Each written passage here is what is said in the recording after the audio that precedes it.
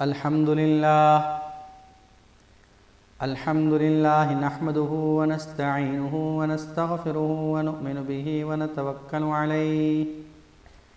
ونعوذ بالله من شرور أنفسنا ومن سيئات أعمالنا من يهده الله فلا مضل له ومن يضلله فلا هادي له ونشهد أن لا إله إلا الله وحده لا شريك له ونشهد أن سيدنا ونبينا ومولانا محمدا عبده ورسوله أما بعد فأعوذ بالله من الشيطان الرجيم بسم الله الرحمن الرحيم إن أول بيت وضع للناس للذي ببكة مباركا وهدى للعالمين فيه آيات بينات مقام إبراهيم ومن دخله كان آمنا ولله على الناس حج البيت من استطاع إليه سبيلا ومن كفر فإن الله غني عن العالمين وقال رسول الله صلى الله عليه وسلم الحج المبرور ليس له جزاء إلا الجنة صدق الله العظيم وصدق رسوله النبي الكريم ونحن على ذلك لمن الشاهدين والشاكرين والحمد لله رب العالمین۔ عزیزان محترم، جس کے ذریعے آپ حج کے بارے میں مکمل معلومات حاصل کریں گے، اس میں اس بات کی پوری کوشش کی گئی ہے کہ حج کے فضائل، حج کے مسائل، حج کا طریقہ اور قدم بقدم حج جو 5 دن ہوتا ہے، ایک ایک دن کی ترتیب بیان کی جائے، ساتھ ہی ساتھ مدینہ طیبہ کی زیارات، مدینہ طیبہ کے فضائل اور وہاں رہنے کے مسائل بھی بیان کیے جائیں گے انشاءاللہ۔ سب سے پہلے آپ تمام حضرات قابل مبارکباد ہیں کہ جنہیں اللہ تعالیٰ نے عمرہ اور حج کی سعادت کے لیے قبول فرمایا ہے۔ یہ اللہ کا بہت بڑا احسان ہے کہ اللہ تعالیٰ نے آپ کو عمرہ اور حج کی سعادت کے لیے اپنے گھر کی زیارت کے لیے اس سال قبول فرمایا، اور ایک فریضے کی ادائیگی کے لیے آپ جا رہے ہیں۔ بہت سے وہ لوگ جن کو اللہ نے دنیا کی نعمتوں سے نوازا ہے، دنیا بھر کا سفر طے کرتے ہیں، لیکن حج کا فریضہ ادا کرنے سے محروم ہیں۔ اس لیے اس بات کو آپ اپنے لیے سعادت اور خوش قسمتی سمجھیں کہ اللہ نے آپ کو اپنے در کی زیارت کے لیے بلایا ہے۔ اس سفر میں سب سے پہلے آپ اس بات کی پوری کوشش کریں کہ نیت خالص کر لیں۔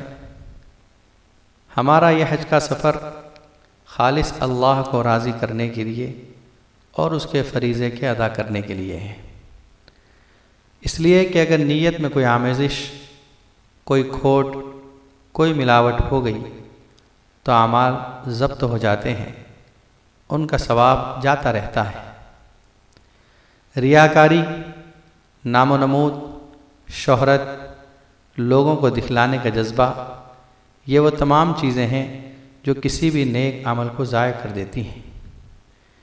اس لیے اس سفر سے پہلے آپ اپنی نیت کو خالص کر لیں کہ میں اللہ کو راضی کرنے کے لیے حج کا سفر کر رہا ہوں، میں اللہ کے فریضے کی ادائیگی کے لیے حج کا سفر کر رہا ہوں۔ اس کے بعد اس بات کی بھی پوری کوشش کریں کہ اپنے ذمے لوگوں کے حقوق باقی نہ رہیں، جن کو حقوق العباد کہا جاتا ہے۔ حدیث میں آتا ہے کہ بندہ جب حج سے واپس لوٹتا ہے تو گناہوں سے ایسا معصوم اور پاک صاف ہو کر لوٹتا ہے جیسا وہ آج ہی اپنی ماں کے پیٹ سے پیدا ہوا، یعنی گناہوں سے بالکل پاک صاف ہو جاتا ہے۔ جس طرح بچہ جب پیدا ہوتا ہے تو گناہوں سے معصوم اور پاک ہوتا ہے، اسی طرح حاجی جب حج سے لوٹتا ہے تو گناہوں سے پاک ہو جاتا ہے۔ لیکن حقوق العباد اس سے مستثنیٰ ہے۔ اگر آپ نے کسی بندے کا حق دبایا ہے، کسی کا حق آپ کے ذمے پر ہے، تو وہ حج سے بھی معاف نہیں ہوتا جب تک بندہ معاف نہ کرے یا آپ ادا نہ کریں۔ تو اس بات کی بھی پوری کوشش کریں کہ حقوق العباد کوئی آپ کے ذمے نہ رہے۔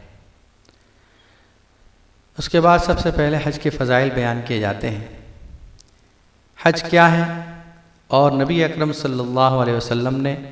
حج کے بارے میں کیا ارشاد فرمایا ہے۔ یاد رکھیے، حج عربی ڈکشنری میں یعنی عربی لغت میں کہتے ہیں کسی چیز کا ارادہ کرنا، قصد کرنا، اور اصطلاح شرع میں ان افعال کو کہا جاتا ہے جو حج کی نیت سے احرام باندھنے کے بعد ادا کیے جاتے ہیں۔ وہ افعال کیا ہیں؟ طواف ہے، وقوف عرفات ہے اور دیگر واجبات ہیں جن کو ان کے مقررہ وقت پر ادا کیا جاتا ہے۔ حج یہ اللہ تعالیٰ سے اپنی محبت کا اظہار بھی ہے، اور حج یہ انسان کو اپنی موت بھی یاد دلاتا ہے۔ ہر صاحب استطاعت عاقل بالغ مسلمان پر حج فرض ہے۔ وہ آیت جو میں نے شروع میں تلاوت کی ہے، جس میں اللہ تعالیٰ فرماتے ہیں وَلِلَّهِ عَلَى النَّاسِ حِجُّ الْبَيْتِ مَنِ اسْتَطَاعَ إِلَيْهِ سَبِيلًا، کہ اللہ کے لیے لوگوں پر حج ضروری ہے، فرض ہے اس آدمی پر جو راستے کی استطاعت رکھتا ہو۔ جس آدمی کے پاس اتنا مال ہو کہ وہ حج کا سفر اختیار کرے، اس آدمی پر حج فرض ہے۔ ترک کرنے والا گنہگار ہے، فاسق ہے، اس کو عذاب ہوگا، اور جو اس کی فرضیت کا ہی انکار کرے کہ حج فرض ہی نہیں ہے، اس طرح کا انکار کرنے والا کافر ہو جاتا ہے۔ حضرت علی مرتضیٰ رضی اللہ تعالیٰ عنہ سے روایت ہے کہ رسول اکرم صلی اللہ علیہ وسلم نے فرمایا، جس کے پاس سفر حج کا ضروری سامان ہو، اس کو سواری میسر ہو، اور پھر وہ حج نہ کرے تو کوئی فرق نہیں، چاہے وہ یہودی ہو کر مرے یا نصرانی ہو کر مرے۔ اور یہ اس لیے کہ اللہ کا ارشاد ہے وَلِلَّهِ عَلَى النَّاسِ حِجُّ الْبَيْتِ مَنِ اسْتَطَاعَ إِلَيْهِ سَبِيلًا، اللہ کے لیے بیت اللہ کا حج فرض ہے ان لوگوں پر جو اس تک جانے کی استطاعت رکھتے ہوں۔ یہ ترمذی شریف کی روایت ہے۔ بخاری و مسلم کی روایت ہے۔ حضرت ابو ہریرہ رضی اللہ تعالی عنہ سے روایت ہے کہ رسول اکرم صلی اللہ علیہ وسلم نے ارشاد فرمایا کہ جس آدمی نے حج کیا اور اس میں نہ تو کوئی شہوانی اور فحش بات کی اور نہ اللہ کی کوئی نافرمانی کی، تو وہ گناہوں سے ایسا پاک صاف ہو کر واپس لوٹتا ہے جیسا اس دن تھا جس دن اس کی ماں نے اس کو جنا تھا۔ ان دونوں روایات سے حج کی فضیلت بھی معلوم ہوتی ہے اور حج نہ کرنے والے پر آپ صلی اللہ علیہ وسلم کی وعید بھی معلوم ہوتی ہے۔ حج مقبول جس کے بارے میں یہ روایت آئی ہے وہ کیا ہے؟ حج مبرور یہ ہے کہ آدمی حج کے دوران کسی گناہ کا ارتکاب نہ کرے اور نہ کوئی جنایات اور ممنوعات احرام کا ارتکاب کرے، اور حج کرنے کے بعد دنیا سے بے رغبتی ہو جائے، آخرت کی طرف رغبت پیدا ہو جائے۔ اور بعض کا قول یہ کہ حج مقبول کا نام حج مبرور ہے، اور حج مقبول کی علامت یہ ہے کہ حج کرنے کے بعد حاجی نیکیوں کے کرنے اور برائیوں سے بچنے میں اس حالت سے بہتر حالت کی طرف لوٹ آئے جس پر وہ حج سے پہلے تھا۔ یعنی ایک علامت بتلائی جا رہی ہے حج مقبول کی کہ جو حاجی حج سے آنے کے بعد نیکیوں کی طرف زیادہ راغب ہو، گناہوں سے بچنے میں زیادہ دور بھاگے، گناہوں سے دور بھاگتا رہے، حج سے پہلے جو اس کی کیفیت تھی اس سے زیادہ وہ نیکیوں کی طرف مائل ہو رہا ہے، حج سے پہلے جو گناہوں سے بچا کرتا تھا اس سے زیادہ حج کے بعد بچ رہا ہے، تو معلوم ہوا کہ اس کا حج قبول ہو گیا۔ تمام عمر میں ایک مرتبہ حج کرنا فرض ہے۔ اس آدمی پر فرض ہے جو اس کی استطاعت رکھتا ہو، اور بعض لوگوں میں یہ مشہور ہے کہ جب تک غیر شادی شدہ لڑکی گھر میں ہو اس وقت حج فرض نہیں، جب تک اس کی شادی نہ ہو جائے، یہ بات غلط ہے۔ اور یہ بھی غلط ہے کہ بعض لوگ حج پر جانے سے پہلے یہ ضروری سمجھتے ہیں کہ لڑکی کے جہیز کے لیے سرمایہ رکھ کے جائیں، یہ بھی غلط ہے۔ یاد رکھیں حج فرض ہونے کے بعد تاخیر کرنے سے گنہگار ہوتا ہے۔ دوسری بات یہ ہے کہ اگر عورت کی اپنی آمدنی نہ ہو یا عورت کے پاس اتنا جمع سرمایہ نہ ہو کہ وہ صاحب استطاعت ہو کر تو اس پر حج فرض نہیں ہے۔ یہ الگ بات ہے کہ جب مرد حج پر جائے اور اس کے پاس اتنا فاضل سرمایہ ہو کہ اپنے بیوی بچوں کو بھی ساتھ لے جا سکتا ہو تو ضرور لے جائے، لیکن مرد کے لیے یہ جائز نہیں کہ وہ اپنے حج میں اس لیے تاخیر کرے، لیٹ کرے کہ بیوی کو بھی ساتھ لے جانے کے لیے سرمایہ جمع کرنا ہے۔ اگر عورت کے پاس استعمال کا اتنا زیور موجود ہے جس کو فروخت کر کے وہ اپنا اور اپنے محرم کا حج کر سکتی ہو تو عورت پر بھی حج فرض ہے۔ عورت کے لیے مال کے ساتھ ساتھ محرم کا ہونا انتہائی ضروری امر ہے۔ اگر عورت بغیر محرم کے سفر حج کرتی ہے تو گنہگار ہوگی، اس کا حج ادا ہو جائے گا لیکن گنہگار ہوگی۔ بعض عورتیں کسی کو منہ بولا بھائی بنا لیتی ہیں، کسی کو منہ بولا بیٹا بنا لیتی ہیں اور پھر اس کے ساتھ حج کرتی ہیں، یا کسی اور ایسے آدمی کے ساتھ جو اس کے لیے شرعاً نامحرم ہے اس کے ساتھ حج کا سفر اختیار کرتی ہیں، یہ جائز نہیں۔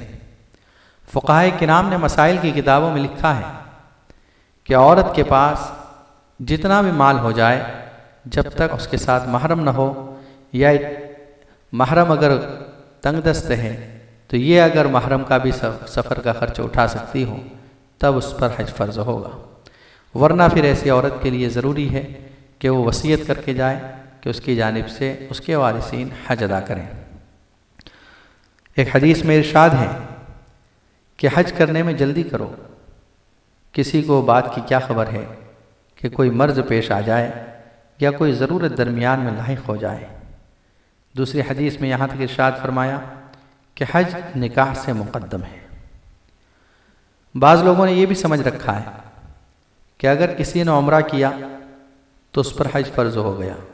یہ غلط ہے۔ اگر وہ صاحب استطاعت نہیں ہے، یعنی اس کے پاس اتنا مال نہیں کہ وہ حج کر سکے، ہاں اتنا مال ضرور ہے کہ اس عمرہ کر سکے، تو پھر وہ عمرہ تو کر سکتا ہے لیکن اس عمرے کرنے کی وجہ سے اس پر حج فرض نہیں ہوگا، اگرچہ وہ عمرہ حج کے مہینوں میں کیا جائے یا رمضان میں کیا جائے۔